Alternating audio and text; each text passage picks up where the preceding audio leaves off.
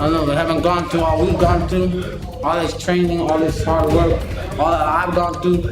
I'm gonna go in there to win. A matter of time until he discovers that too, that he's got the qualities to be anything he wants to be, either a great Olympian or a great professional fighter. I gotta win tonight to fight them all, so I gotta go out here and do what I gotta do. His thing, you already see my thing, what I can do with both hands, left and right, body shot or head shot, either way.